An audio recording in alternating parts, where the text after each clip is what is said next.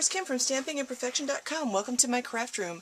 I wanted to share a wintry scrapbook page that I'm making. Book pages. So I wanted to share a quick scrapbook, double page scrapbook layout with you. Now I'm making this 8 by 8.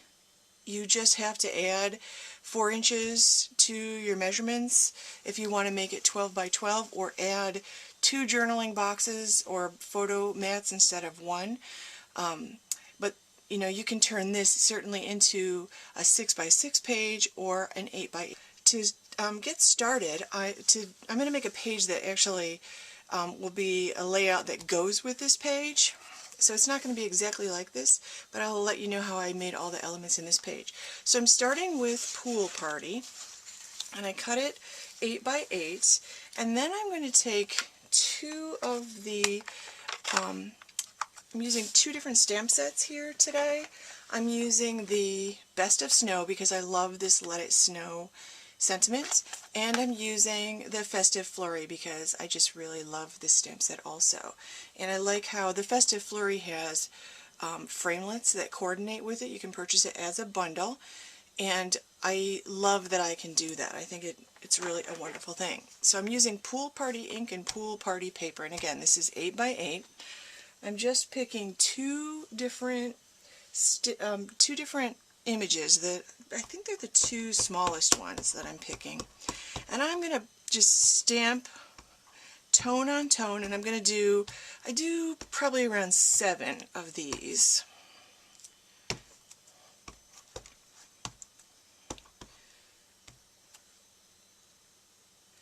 Okay, and then I'm going to take the smallest one and I'm going to fill in the spaces. And again, I try to do odd numbers just because, I don't know, I was taught that's what you're supposed to do. And, you know, stamp them randomly wherever you want to. Stamp a few off the page. That always looks really nice. It doesn't have to be perfect. We're going to cover up parts of it anyway. So do your background, and then decide which side you like better. And then the next step, I cut a piece of, this is Island Indigo, and I chose Island Indigo because from my Color Coach, this year's Color Coach, I pulled out the Pool Party page, and when I flipped it over, they call this a, actually I forget what they call it, a power pair. It's Island Indigo and Pool Party. And so Stampin' Up! Recommends those 2 colors together, and I like the way they look, so I decided I would go with that. But they've been pairing, a lot of people have been pairing this Pool Party with Bermuda Bay or Midnight Muse. I also love that, with a little gumball green, so there are lots of options that you have there. So I have a piece of Island Indigo cut 3.5 by 8 inches. Again, if I was making a 12-inch page, I would cut this 3.5 by 12 inches. And I've run this through my polka dot embossing folder on my Big Shot, and I ran it through twice. You probably have to do it 3 times if you were doing the 12-inch page. And I do, if you can see, I do have a little seam in the middle that you can see, but that's okay. It's going to be covered up. I never worry about stuff like that. So I'm going to put a little bit of glue on the back of this, trying to get the edges and the corners. Okay, and I'm going to put this down on my page. I'm going to put this down on this side, just like this. I like the touch that the dry embossing from the Big Shot adds to this. It just gives it a little bit of texture, and it's actually kind of fabulous. Now, I also have a piece of this silver glimmer paper. I've cut this at 1/2 inch by 6 inches, and I used, on my Big Shot, I used my Finishing Touches Edgelit. I don't know if you can see the holes in that. Can you see that? I just like the little lacy look that that gives me, and I'm going to put some glue on the back of this. Now, if you want to stick something to the front of this glimmer paper, I actually find the thing that works best to stick to the glimmer paper is either the glue or the Stampin' Dimensionals. The glue dots don't work very well. Okay, so I have that. Now, my next piece is I have this this transparency image from the Quattro Fancy Designer Series paper. I really like the look this has, and I liked the way this looked on top. I don't know, I just thought it was kind of pretty.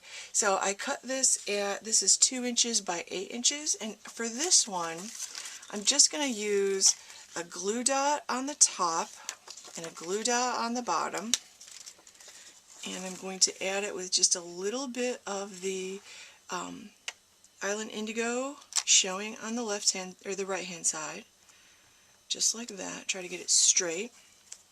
Now I have a piece of the Island Indigo chevron ribbon. This is cut about 9 inches long, and I'm going to put a glue dot. Actually, I'm going to put 2 glue dots on each end. So I'm going to turn this over. Because this is 1 inch wide,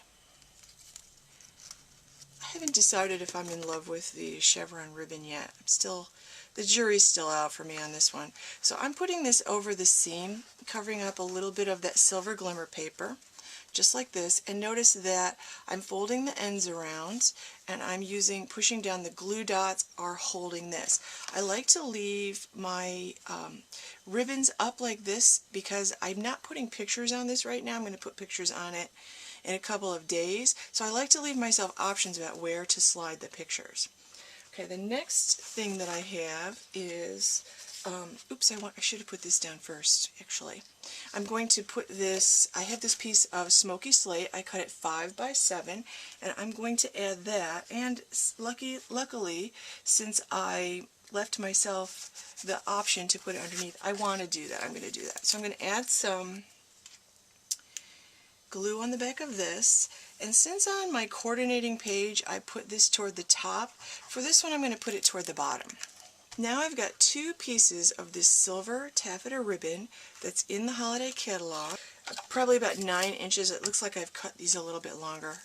I wasn't paying attention. And again, I'm going to put a glue dot on each end.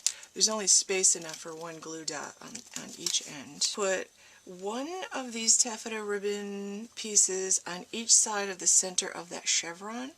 Again, I'm folding it over the back of my paper. I feel like this chevron ribbon gives you such an optical illusion. It's hard to tell when you have something straight because the ribbon itself appears to be narrowing, but it's not really. It's just hard to tell. Okay, now for my next step, for the first page, I used my Festive Flurry framelits, and the framelits are little die-cut metal pieces like this. These are the Festive Flurry framelits. There are actually 4. This comes in a package of 4, and I actually used this one right here, I believe. Yep, and I cut out a piece of silver glimmer paper. Now when you cut this out, you want to flip over your silver glimmer paper, and your little framelits have a raised edge. That's the cutting edge. It doesn't look like it would cut through anything because it doesn't feel sharp at all, but you want to cut on the back of your silver glimmer paper.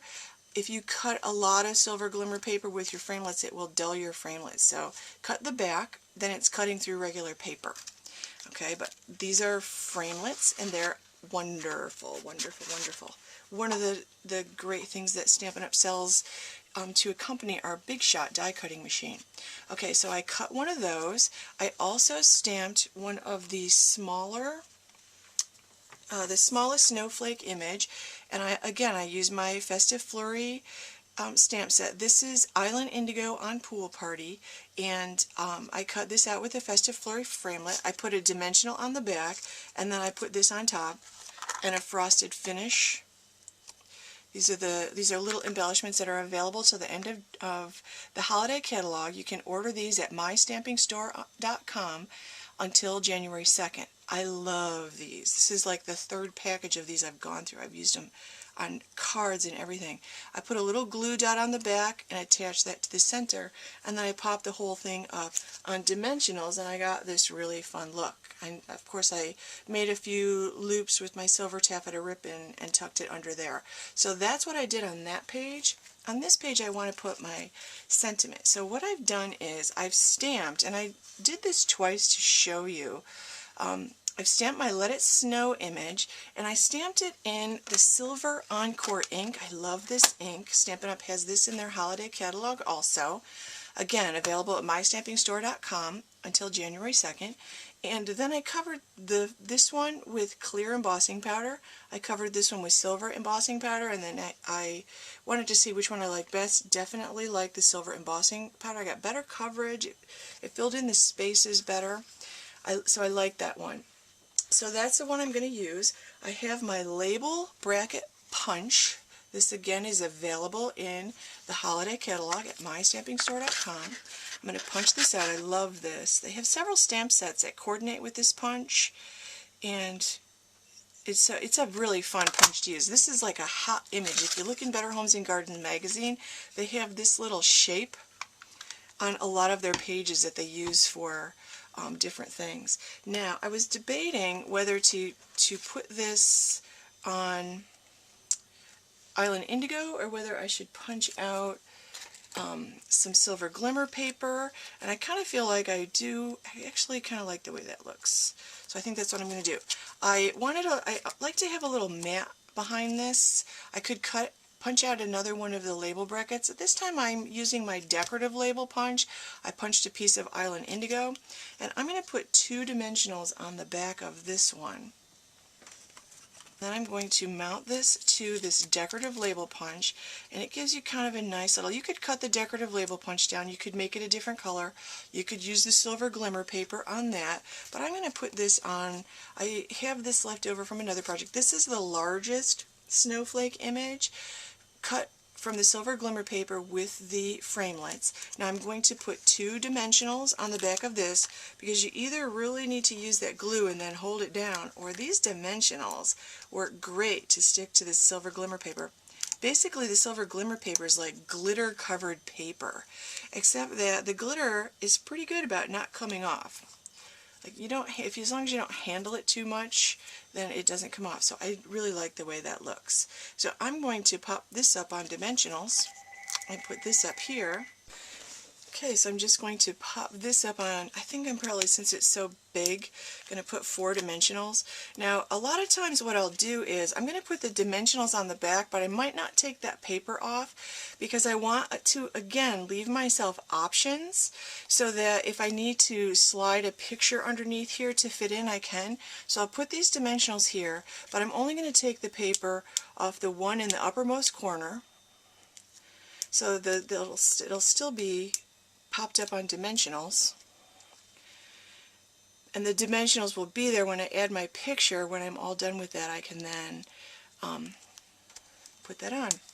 Okay, now I could also cut out a couple of the decorative labels in Pool Party or Smoky Slate, or even a couple of the snowflakes in the Smoky Slate or Pool Party to use for journaling boxes if I wanted to, but generally I journal around my pictures an awful lot, and there's lots of room for titles above and below, but there is my 2-page layout using the Festive Flurry and the Best of Snow. So thank you very much for watching. If you'd like more ideas, check out my blog at stampingimperfection.com. If you like this scrapbook layout, you will like my Simply Scrapbook monthly subscription.